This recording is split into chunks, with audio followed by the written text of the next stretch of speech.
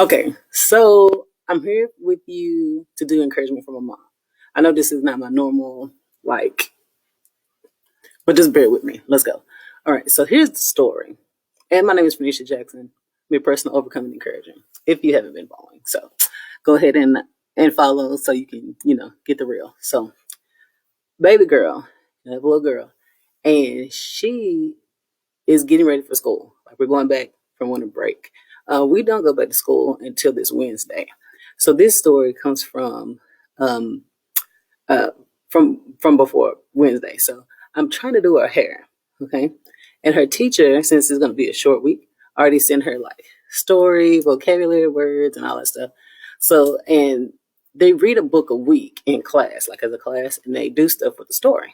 So she sent us the story, and I found it on YouTube. So while I was braiding hair, she, listened to the story. So when the story is over, it's only a few minutes long. I asked her a question about the book that should, to me, should be obvious. Like, we've been talking about like main idea, who's the main character, what's this about, summaries, da da da. And she couldn't answer some of those questions. And I'm like, what? And I'm not gonna tell her. I'm not gonna tell her. So I said, let's listen to the story again because the story was kind of fast. It was only like 2 or 3 minutes. So press play again, and now I'm looking at the story and listening because before I was just listening. And I'm listening to the story and I'm looking at the pictures, and the story is not your traditional story. Normally, stories are the pictures are drawn based on what's happening right then in the story. This book is not like that. This book is about what the main character or the narrator is thinking is going to happen. So the writer is writing about, ooh, tomorrow is going to be like this, and it's going to be like this outside, and we're going to do this, and the pictures are in according to what the narrator is thinking is going to happen, believing what's going to happen, and that's what the pictures are about. But at the end, like the last 2 pages, last 2 or 3 pages, it's reality. Like when they actually get to tomorrow, this is what really happens.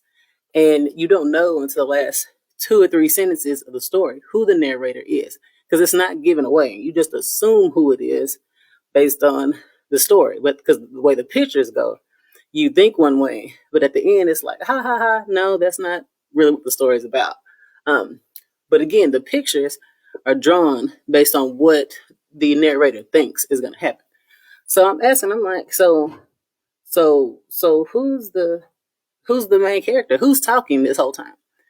And she kept saying things based on the picture. And I didn't realize that until I looked at it and I said, listen to the words. And we had to play the story a few more times. And then one time I just took the tablet and I said, now listen to it. Stop trying to point it on the picture. Listen to the story. So she listened to the story, and that time she thought about it a little bit. She was like, oh, it's such and such.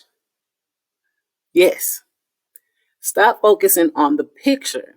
The picture is not what we're even doing right now. Listen to the words.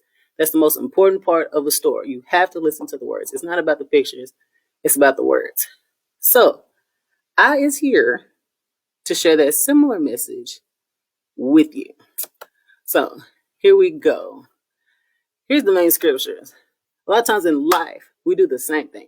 We focus on what we see and not on the word. And you may or may not know, but before Jesus Christ became known as Jesus the Christ, he was known in heaven as the Word, based on John chapter 1, verses 1 through 18. But I pulled out these verses in particular so you can, because I picked out these in particular. So go back and read verses 1 through 18. But John verse 1 verse 1 says, in the beginning was the Word, and the Word was with God, and the Word was God. And then verse 14 says, and the Word was made flesh and dwelt among us, and we beheld his glory, and the glory of all who begot, as the only begotten of the Father, full of grace and truth. That's Jesus.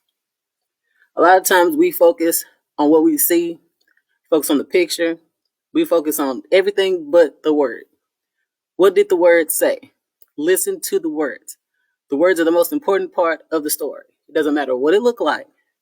It's what the words are about. What did the words say? Because pictures can lead you astray. If you don't know the context of the picture, if you don't know who drew the picture, you don't know what the picture is about, you get lost. You get lost. Focus on the words. Focus on the words. And this is key to faith, because in Hebrews chapter 11, verse 1, it gives us the definition of faith. And it juxtaposes faith against it talks about faith is evidence of things not seen. Okay? Not seen. So the opposite of faith is what's seen. Faith versus sight. Not faith versus doubt. Faith versus sight. Because we can look at something and it will contaminate what we believe if we allow it. Focus on the words. What did God say? What did God do? That's the focus. Don't be distracted by the pictures. I love you. Be blessed. Have a great new year.